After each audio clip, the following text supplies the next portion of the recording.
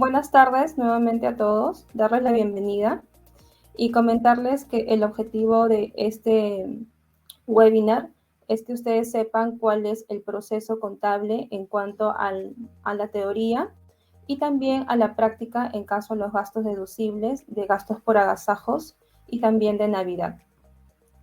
Vamos a dar por inicio a la primera diapositiva. ¿Qué es el cierre contable? De repente muchos aquí ya sabemos o manejamos un sistema contable, tal vez uno comercial que sea dentro de Perú o tal vez un ERP. Si estudiamos contabilidad o estamos haciendo nuestras prácticas o estamos trabajando, les recomiendo que en este momento nos vayamos y nos proyectemos en esa experiencia que hayamos tenido para que cada diapositiva que vayamos leyendo la podamos entender y tal vez resolver algunas consultas que por algún motivo ustedes tengan ahora o la hayan tenido en su experiencia. Bien, entonces, ¿qué es el cierre contable? El cierre contable es un cierre y análisis de todas las cuentas contables que tuvieron movimientos dentro de las operaciones de la empresa. Cada empresa realiza de manera distinta procesos internos, pero todas tienen que llegar a obtener un reporte financiero, ya sea un balance de comprobación, un estado de resultados o un estado de situación financiera. ¿Para qué? Para la toma de decisiones. Y más aún así, si deben reportarlo a SUNAT, que es cada año, o alguna entidad pública del Estado. ¿Para qué nos sirve también un cierre contable? Si bien es cierto, esto se da cada mes o cada año dentro de una empresa, va a depender mucho de las políticas contables que tenga cada empresa. Pero por lo general, siempre las empresas que ya tienen un procedimiento interno y sus políticas están totalmente establecidas, siempre se da un cierre mensual. Pero sí o sí, toda empresa que pertenezca al régimen MIPE tributario debe realizar un cierre anual. Ok, entonces, ¿para qué nos sirve? Nos va a servir para el área financiera y para el área administrativa. Para el conocimiento sustentado mediante saldos y detalles de los resultados obtenidos, sea utilidad o sea pérdida. Vamos a pasar a la siguiente diapositiva. Entonces, para luego nosotros centrarnos dentro del contenido y la parte básica del proceso contable, vamos a explicar punto por punto de lo que objetivamente, en teoría, toda empresa que tiene un sistema o un software contable debe de realizarlo. Como primer punto será en los asientos de gasto y provisiones, ¿ok? Los asientos de gastos y provisiones nos aseguran los registros completos de gastos fijos. ¿Por qué? Normalmente toda empresa tiene gastos concurrentes y tiene gastos variables que ocurren por diversas necesidades que tenga la empresa. Debemos asegurarnos que cada mes hayamos tenido lo que corresponde a los gastos fijos y que sean realmente devengados en su periodo. Para esto también existen provisiones. Una provisión es muy distinta a un gasto fijo. Una provisión y un gasto fijo se diferencian en que este último, que son las provisiones, suelen realizarse al final de cada ejercicio y es una estimación de un pago futuro, el cual debe registrarse con una cuenta de pasivo. Es decir, nosotros no sabemos cuál es realmente el pago que vamos a realizar o de esta obligación y lo proyectamos, hacemos una estimación. Esa es la palabra clave relacionada a provisiones. Y es un punto muy importante antes de un cierre contable. ¿Por qué? Porque como les comentaba al inicio, hay empresas que realizan sus cierres mensuales, pero también hay otras que realizan sus cierres anuales. Por lo tanto, si es que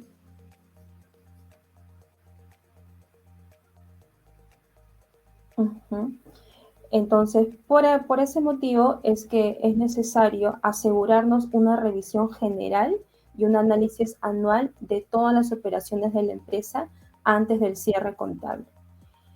Sé que algunos por acá ya pueden tener experiencia dentro de contabilidad, ya sea porque trabajen o porque estén estudiando, ¿no? Pero normalmente nos han hecho en nuestra experiencia, porque yo también soy contadora, ¿no? En nuestra experiencia nos han hecho trabajar y saber que cada mes tenemos unos parámetros que cumplir dentro de nuestras obligaciones como contadores, ya sea como asistentes, analistas o también como contadores mismos. Y es importante tener claro los objetivos básicos y sobre todo teóricos antes de pasar a casos prácticos y a dinámicas que estoy segura que en otro momento vamos a revisarlo completo. Ahora, además de los asientos que ya hemos visto que son necesarios, que son los fijos y también las provisiones previos a un cierre contable, también tenemos que hacer los asientos de costo de ventas y de producción. ¿Por qué?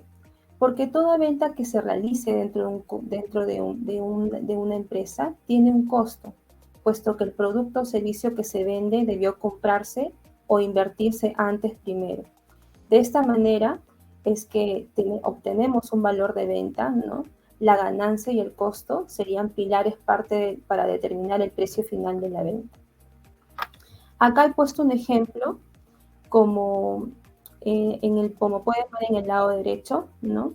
Un estado de costo de producción y de venta de un determinado mes, que prácticamente sería diciembre, donde obtenemos como cifras los siguientes detalles aquí. Vamos a ver que tenemos un inventario inicial de 0, tenemos compras de materias primas por 14.000. En este caso es el caso de una empresa que está haciendo una producción de mercadería, de polos. ¿Ok? Entonces nos vamos a poner en ese escenario y lo que compra como materia prima es tela poliéster. La mano de obra que invierte son 3.000. Luego el costo primo, que sumamos solamente la materia prima y la mano de obra directa, nos sale el siguiente total. Más los gastos indirectos de fabricación tendríamos 8.000 soles. Es así que tenemos un costo de producción y de venta de 26.000. Entonces, este será el resumen de lo que expliqué acá inicialmente, ¿no? ¿Qué es el costo de venta? El costo de venta es lo que nosotros invertimos para poder confeccionar un producto o entregar un servicio en este caso, ¿no? Entonces, ¿cuál es el asiento que se debe ingresar dentro del precierre, ¿no? Es la cuenta 69 cargada y la cuenta 21 abonada, ¿no? Podemos obtener, en este ejemplo, vemos una cuenta final de 5 dígitos como ejemplo, pero muchas empresas tienen dinámicas diferentes, ¿no? Entonces, esto es solo un ejemplo y lo que siempre debemos tener en cuenta, de acuerdo a nuestro plan de cuenta interno dentro de la empresa que trabajemos o estemos llevando una contabilidad, verificar cuál es el plan de cuenta que ya tiene iniciado y poder continuar con ello para no caer en errores.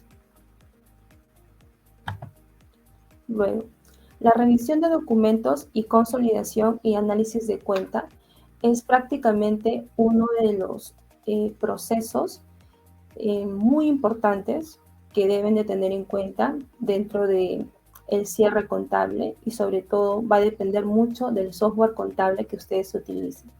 En esta oportunidad, recalco nuevamente que vamos a explicar la parte teórica porque es lo más común que ocurre en todas las empresas. Cada sistema contable contiene diversos reportes. Estoy segura que muchos lo saben y debemos elegir los más convenientes para poder realizar una revisión de documentos y análisis. ¿Ok? Dentro de ello están los siguientes. La revisión de documentos, ya sea pendientes de contabilizar, con errores que puedan haber, porque sí o sí, cuando una persona ingresa información en el sistema, siempre van a existir errores, como descuadres entre el debe y el haber, por diversas fallas que tenga el sistema, cuentas contables sin centros de costo, que se debió a una mala configuración inicial que se hizo al crear cuentas, ¿no? Etcétera. Es muy recomendable aquí cuando una persona maneja un software contable que tenga una persona responsable en la parte de la configuración del plan de cuentas, por ejemplo, ¿no? Porque específicamente una debería saber todo el funcionamiento de la configuración del plan de cuenta y debería hacerse responsable de la misma. ¿Para qué? Para que no ocurran estos desfases al momento de hacer un cierre contable. Es muy delicado manejar siempre un software contable cuando no tenemos esos procedimientos establecidos y fijos. Incluso cuando hay cambios de personal en una empresa, esto siempre suele ocurrir. Entonces, para ello tenemos que tener siempre un manual o papel de trabajo para la persona que haya ocupado el puesto y la próxima en llegar o que estuviera ingresando en el puesto, ¿no? Para que no ocurra nada de estos desfases en los siguientes procesos que vamos a seguir explicando. Luego, entonces, ¿qué pasa si ocurren estos errores? Encontramos documentos descuadrados, encontramos cuentas que faltaron centros de costo. Todo eso puede afectar en nuestros siguientes procesos. Es por eso que si apenas tú detectaras uno de estos tipos de errores, tú tienes que regresar inicialmente a la configuración y buscar cuál es el origen del problema y desde ahí nuevamente correr los procesos iniciales, ¿no? Dependiendo del sistema que estés utilizando. O también puedes optar por eliminar los documentos que ocasionan estas diferencias y volverlos a registrar. Va a depender mucho de si es un documento simple, como un gasto, o de repente si tal vez esté pagado o esté provisionado o esté pasando por otras etapas, ya sea tesorería o las diversas áreas que tenga el software contable amarrado con las diversas áreas que tenga la empresa. Por eso coloco acá, es importante la configuración de las cuentas contables. Es la clave para la obtención y la corrida de los procesos particulares que tiene un software contable. Bien, vamos a pasar a la siguiente diapositiva.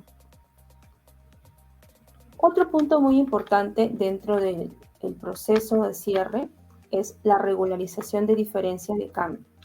Este proceso se realiza mensualmente en todo software contable y consiste en crear dos asientos contables automáticos en dos monedas, en soles y en dólares.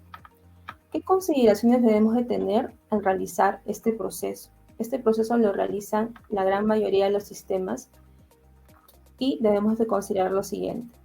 La configuración de las tablas de mantenimiento donde se encuentra este proceso, ¿no? Al momento de nosotros que sabemos vamos a correr procesos de cierre, debemos informarnos bien y capacitarnos, sentirnos seguros para poder saber dónde están las tablas de mantenimiento donde se encuentra este tipo de proceso y saber qué campos vamos a completar y qué cuentas realmente van a ser involucradas dentro de este proceso. ¿Por qué? Porque es muy delicado, ya que como inicialmente dijimos, es un procedimiento y si nos equivocamos acá tenemos que retroceder y nuevamente correr los demás procesos iniciales. Entonces tenemos que alinear las cuentas contables que han tenido movimientos para que no exista errores. Específicamente las que han tenido movimientos, ¿no? Durante el mes que queremos analizar o durante el año completo que queremos revisar. Se debe consolidar o validar que no exista errores al finalizar este proceso. Es muy importante porque todo software contable, siempre que nosotros vamos a correr un proceso, nos da un reporte para nosotros validar previamente antes de pasar esta información al balance de comprobación, o mejor dicho, para que todo suba consolidado a los estados financieros y a nuestro balance de comprobación. Es importante que al correr este proceso, tener claro qué campos debemos completar para que el proceso sea óptimo. Como les decía al inicio, es importante, sí, porque es una cadena de trabajo, ¿no? Otro punto también importante es el ajuste de diferencia de cambio. Este proceso es indispensable en todo software contable porque actualiza los saldos de las cuentas contables al último tipo de cambio de cada mes, ¿no? Entonces debemos considerar que se deben generar los dos asientos por las cuentas que tengan monedas soles o dólares. Casi todos los sistemas hoy en día en Perú y en los que están comercialmente dentro de Perú son bimoneda, ¿no? Te entregan un reporte en soles como también en dólares. Es por eso que la configuración de las tablas que se le indique debe ser parte también de este proceso, ¿no? Tanto en soles como en dólares. Verificar y validar que esté correcto, ¿no? Y que esté previamente el reporte del asiento contable, el ajuste por diferencia de cambio. ¿A qué me refiero esto? Que cuando ya sabemos cuál es el procedimiento que tenemos que correr para que este proceso de ajuste de diferencia de cambio se dé, debemos asegurarnos que lo haya hecho correctamente. Como podemos ver en este cuadro, ¿no? Tenemos un ejemplo, que en el mes de diciembre tenemos a un tipo de cambio que es 3.311, ¿no? Y donde 5.900, siendo la cifra que vamos a comparar, el tipo de cambio, por ejemplo, en mayo fue 3.304. Entonces, realmente cuando hay un cierre final de año, si hay una ligera variación, que ocasionaría una ganancia, ¿ok? Entonces, también lo del sistema, ¿no? Si nosotros somos contadores o estamos estudiando o nos surge una duda, o compararlo con el sistema, ¿no? Porque finalmente nosotros podemos tal vez exportar también la información del sistema y a la vez podemos tener, sentirnos seguros de que estamos haciendo algo bien y luego lo comparamos con el sistema si en caso es la primera vez que lo estuviéramos utilizando. Luego, finalmente, una vez que ya hemos comprobado que nosotros tenemos bien en este proceso de ajuste de diferencia de cambio, ojo, podemos recién finalmente consolidar la información y correr el proceso siguiente que corresponde a consolidar y a unificar toda la información en nuestro balance de comprobación, lo que nos va a llevar a obtener nuestro estado financiero. Luego también tenemos que las cuentas del activo deben de llevar el tipo de cambio de compra. No vayan a olvidar ese punto, porque siempre que nosotros corremos diferencia de cambio o el sistema tiene campos que completar para las cuentas de activos, le completamos con el tipo de cambio de compra, y para las cuentas del pasivo vamos a completar con el tipo de cambio de venta. Siempre es así. Si nosotros cogemos un sistema nuevo y estamos configurando nuestras cuentas contables para que ajusten diferencia de cambio, vamos a colocarle a aquellas que sean cuentas del activo, nuevamente, con tipo de cambio compra, y aquellas que sean con tipo de, las cuentas de pasivo van a ir con tipo de cambio de venta.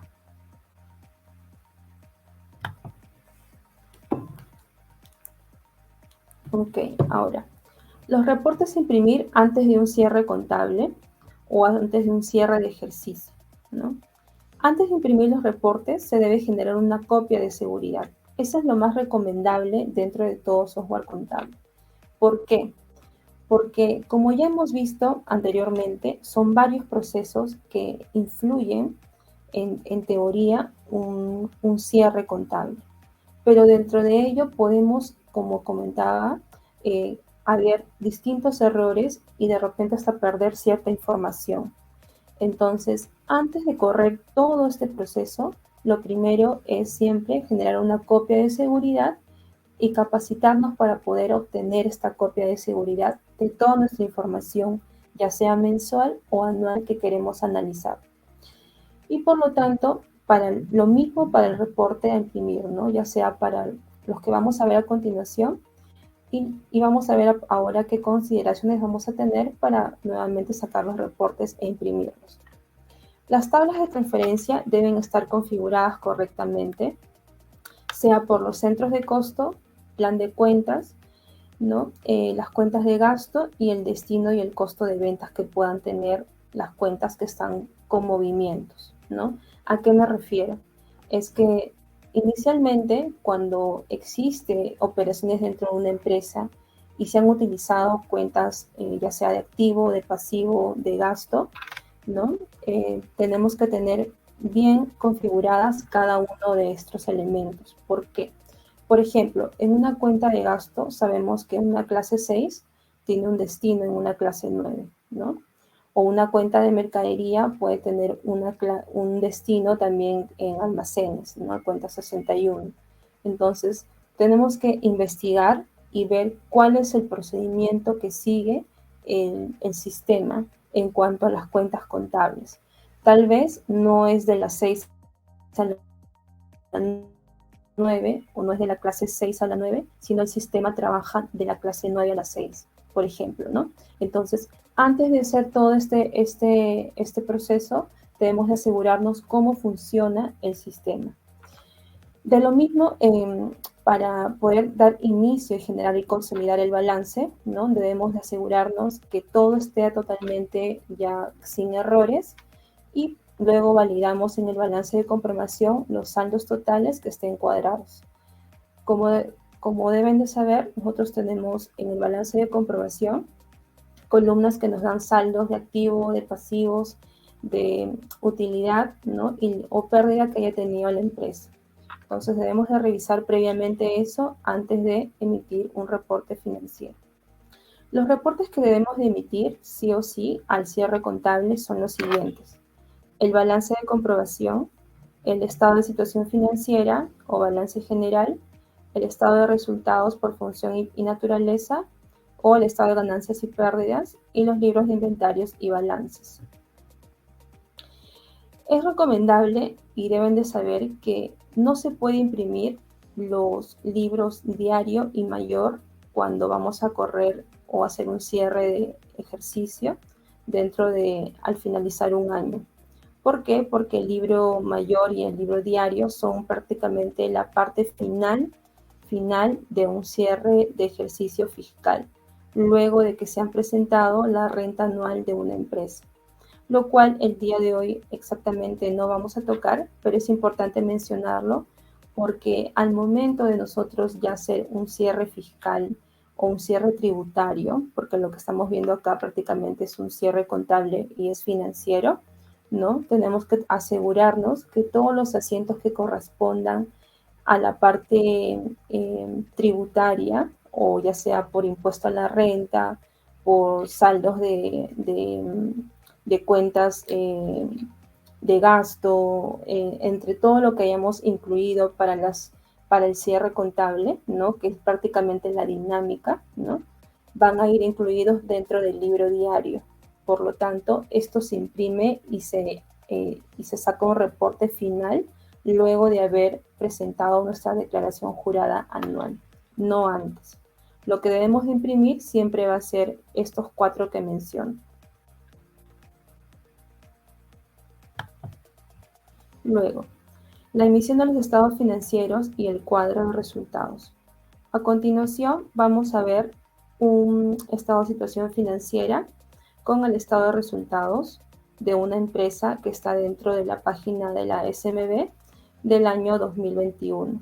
Vamos a ver cuál es la estructura que presentan las empresas que están obligadas, ¿no?, a distintas instituciones como la SMB, y que prácticamente es el mismo formato que se presenta también a SUNAT.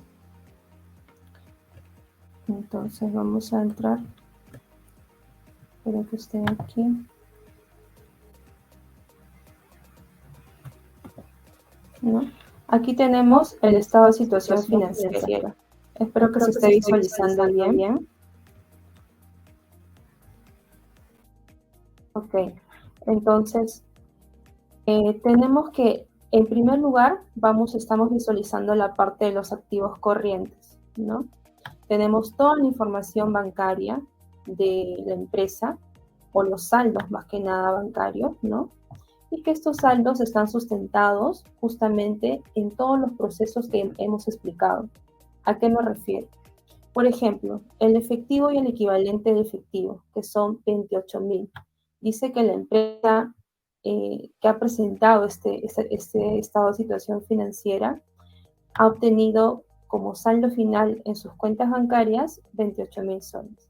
Entonces, ¿qué tendríamos que asegurarnos aquí? Que dentro de nuestro libro contable, o nuestro reporte financiero que nos da nuestro sistema contable, en la parte de bancos coincida con esta cifra. ¿no? Porque se supone que esta cifra ha venido y ha sido trabajado dentro de nuestro sistema, porque llevamos una contabilidad computarizada y sistematizada. Entonces, para que este saldo esté aquí es porque nosotros lo hemos obtenido a través de un proceso que hemos corrido dentro de nuestro sistema contable o nuestro software contable. Otro punto importante es, por ejemplo, las cuentas por cobrar, ¿no? Otras cuentas por cobrar, ya sea también cuentas por cobrar comerciales, en este ejemplo, que también tiene 28.000, ¿no? Podemos ver aquí. Entonces, para obtener este saldo de cuentas por cobrar comerciales, previamente también hemos corrido un proceso de análisis, porque es posible que antes de yo informarle a una entidad del Estado, tengo que asegurarme que realmente esta cifra sea real.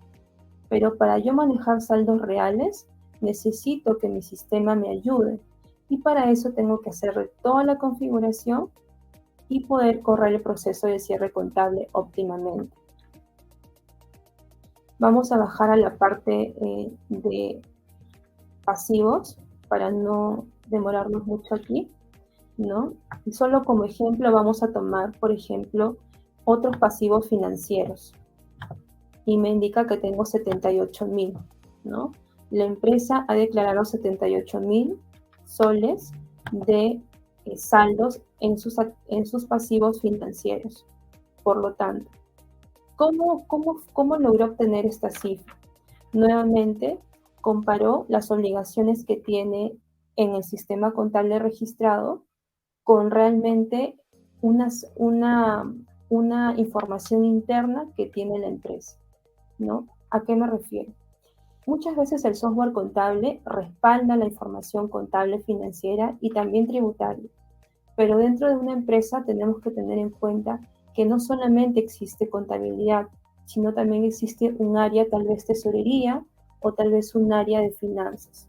Justamente para nosotros no caer en estos errores, lo recomendable siempre va a ser que cuando tenemos un sistema y corremos ciertos procesos y estos procesos han acabado, lo que tenemos que hacer es comparar con el área respectiva si es que estas cifras son realmente reales y están sustentados en documentos, sea por préstamos, sean por de repente leasing o diversos otros obligaciones que tengamos con alguna entidad financiera, ¿no? Y es de esa manera que se comprueba que la información que tenemos dentro de nuestro reporte contable y el software contable es realmente real. Luego vamos a poner otro ejemplo, también como obligaciones no corrientes, que son los pasivos no corrientes, que son los que siempre son mayor a un año, como ustedes deben de saber, ¿no? Entonces, vamos a poner como ejemplo aquí nuevamente otros pasivos financieros, ¿no? Acá hemos visto pasivos financieros corrientes. Estas son las obligaciones menor a un año, ¿ok? Entonces, yo sé que todas mis obligaciones que van a ser menor a un año las voy a incluir dentro de pasivos corrientes. Pero ¿qué pasa? En pasivos no corrientes vamos a colocar los que son mayor a un año. Y también nuevamente aquí tenemos que nosotros validar que efectivamente ese ha sido nuestro análisis y nuestro trabajo y de revisar la información antes de haber corrido nuestros procesos. Porque una vez que se corren los procesos ya no podemos nuevamente retroceder, salvo decisiones que tenga interna la empresa de volver a realizar la información. Porque recuerden que al momento de que una empresa está ya con procedimientos y políticas establecidas, es muy complicado que estas de acá no se cumplan, ¿no? Entonces, por lo tanto, genera retrasos y una cadena de trabajo que se pierde, ¿no? Ahora vamos a pasar al listado de resultados que esta misma empresa ha presentado, ¿no? Como les decía, también parte de esta información que se presenta al cierre del ejercicio fiscal, ¿no? Nosotros tenemos que presentar nuestras ventas, nuestro costo de ventas, nuestros ingresos, nuestros gastos. Y muchas veces aquí es donde tenemos que demostrarle nosotros a SUNAT que nuestros gastos son totalmente deducibles y que realmente la empresa es lo que ha devengado dentro del año, ¿no? Por ejemplo, los gastos de administración de esta empresa comunica que son en el año 2021 10.000 soles, ¿no? Entonces, para llegar a esta cifra, también tuvo que tener un procedimiento y un cierre contable. ¿Cómo? Utilizaron cuentas contables de gasto, lógicamente, y cada una de ellas estuvo acumulada con ciertos saldos mensuales y que al final de año obtuvieron esta cifra de 10.000. Para ello, para obtener un reporte financiero con saldos reales y tener también el estado financiero totalmente cuadrado, ¿no? Tenemos que asegurarnos que nuevamente las configuraciones de las cuentas de gasto, sobre todo en este ejemplo que estamos viendo, están correctamente ingresadas dentro del software contable. Ahora vamos a volver a las diapositivas.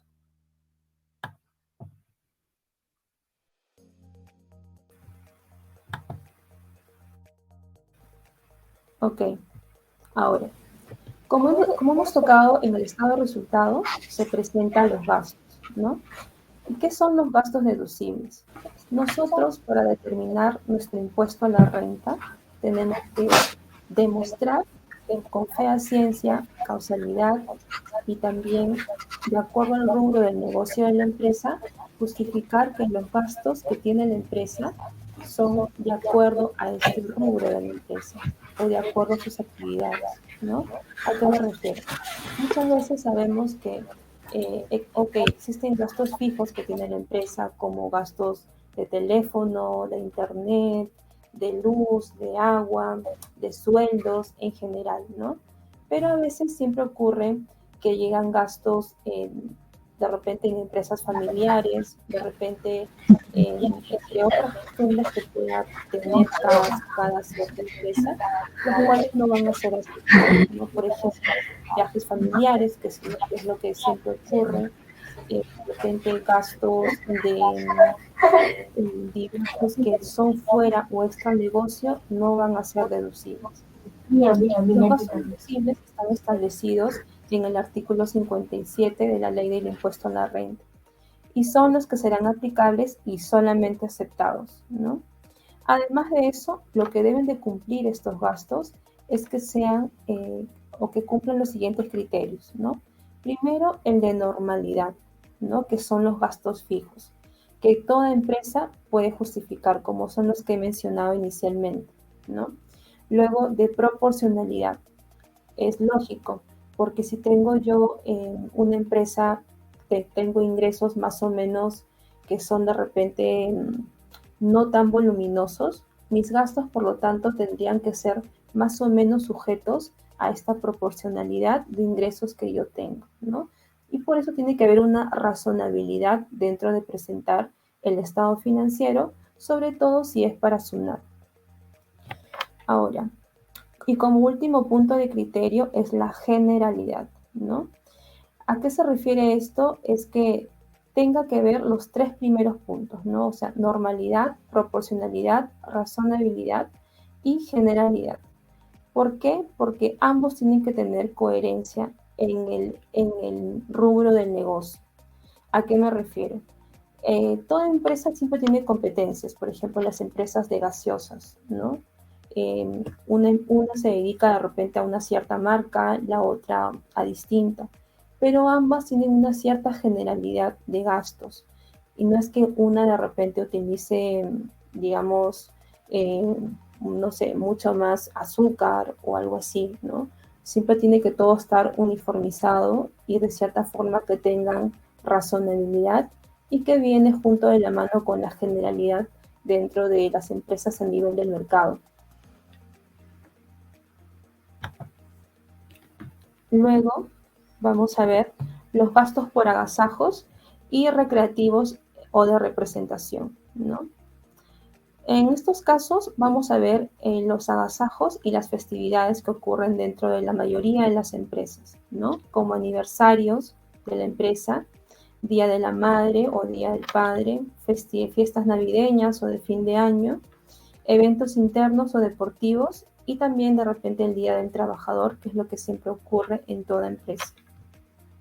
¿Qué es lo que debería cumplir estos gastos? ¿No? Primero, de causalidad, que serían prácticamente estos ejemplos, ¿no?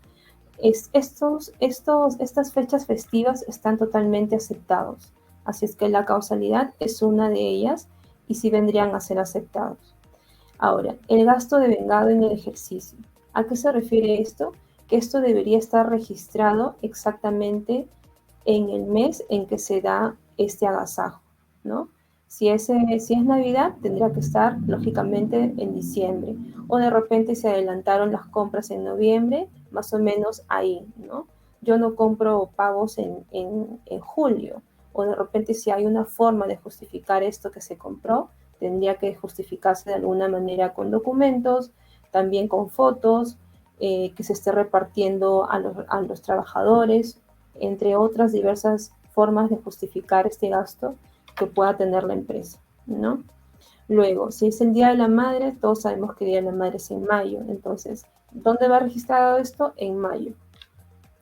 Luego, no debe exceder los límites según la ley del impuesto a la renta. Lógicamente sí, porque hay un límite que establece la SUNAT para estos tipos de gastos. El primer límite es el 0.5 de los ingresos brutos del ejercicio. Y el límite 2 es las 40 suites. Prácticamente lo que se va a considerar siempre va a ser el menor importe que nos salga, es lo que vamos a considerar. Luego, tenemos un ejemplo de gastos recreativos. Como límite, como dijimos, es el 0.5 de los ingresos netos, ¿no? Y el límite 2 es las 40 suites. Los ingresos netos, ¿no? Son los ingresos brutos menos las devoluciones, los descuentos, las bonificaciones y demás conceptos de naturaleza similar que correspondan a las costumbres de la empresa. Con esa introducción podemos pasar al siguiente ejemplo, que es bastante simple, ¿no? Pero no olvidemos esta parte siempre de los ingresos netos. Ok, entonces, el caso práctico. La empresa comercializadora Onyx, SAC, ha realizado gastos recreativos para sus trabajadores, con ocasión del Día del Trabajo, Navidad y Año Nuevo, que ha surgido durante el año 2022, por la suma de 400.000 soles sin IGB. Nos da un dato adicional, que es que en el ejercicio 2022 la empresa tiene registrado ingresos netos por 40.000 soles. Ok, 40.000, diría 40.500.100 soles. Entonces, vamos a resolver. Ponemos ingresos netos, ¿no? Del ejercicio 2022, que son los 40 millones, y luego los gastos recreativos contabilizados, que son 400.000. Es deducible el importe que resulte menor, como repetía en la anterior diapositiva. Entonces, el 0.5 de los ingresos netos de 40 millones es 202.501. O el segundo límite que nos van a aplicar, que son las 40 suites. Hoy en día la 40 UITs es 4.600. Entonces, 40 UITs son 184.000 soles. La norma dice que aplicaremos el menor. Utilizaremos como gasto deducible la cifra menor. Entonces, es 184.000 soles los que son deducibles. Y prácticamente los gastos recreativos contabilizados son mayores a los que nos permite la normativa. Entonces, la diferencia entre 400.000 menos 184.000 son 216 soles que la empresa tendría que reparar y no ser considerado como un gasto aceptado. Eso sería. ¿Dónde van estos gastos no aceptados? Van en las adiciones. Cuando nosotros llenamos una declaración jurada anual, hay una casilla que SUNAT específicamente te da para que tú adiciones estos gastos. Que por cierto, esta casilla es bastante muy mencionada y muy también revisada y muy solicitada con cartas inductivas para que tú puedas dar la explicación del por qué hiciste esta operación. Así es que siempre en la contabilidad tenemos que asegurarnos mucho antes de contabilizar gastos y siempre dar una proyección tanto a nuestros ingresos netos como a nuestros gastos que vamos a tener para no caer en esta diferencia tan grande, ¿no? Es así que ahora pasamos finalmente a los gastos de representación. Prácticamente esa sería la última diapositiva, ¿no? Tenemos que recordar, antes de terminar esta presentación, que para los gastos que hemos visto anteriormente, eh, ¿no? Dentro de los gastos de representación, también tenemos que tener en cuenta que hay obsequios que muchas veces damos a los clientes, ¿no? Pero para que estos sean justificados y aceptados, tenemos que siempre tener en cuenta, como punto número 1, por ejemplo, otorgar un comprobante de pago. Al momento de la entrega se emite siempre el comprobante correspondiente, ya sea al personal o al cliente, se emite un comprobante de pago, ¿no? Para demostrar también el IGB, el retiro del IGB, ¿no? Se considera una venta aún cuando se transfiera a un título gratuito, aún cuando sea título gratuito, ¿no? Este IGB lo asume la transferente reparándose el gasto vía la DJ anual. También tenemos que tener en cuenta el crédito fiscal, ¿no? Solo si se cumple con los requisitos señalados, como hemos visto anteriormente en los artículos 18 y 19 de la ley del IGB, y luego el gasto cuando se entregue sujeto al límite del 0.5 de los ingresos netos como gasto de representación con un máximo de 40 UITs que cumpliría el mismo caso de un gasto recreativo como hemos visto anteriormente en la anterior diapositiva. Prácticamente ya hemos culminado. Espero que hayan podido quedar claro cuál es el objetivo de este webinar, que es prácticamente conocer los procesos teóricos para nosotros tener un buen cierre contable y nuestros reportes financieros que reportemos a entidades como el Estado o diversas otras queden con saldos reales y correctos dentro de nuestra información financiera y también tributaria.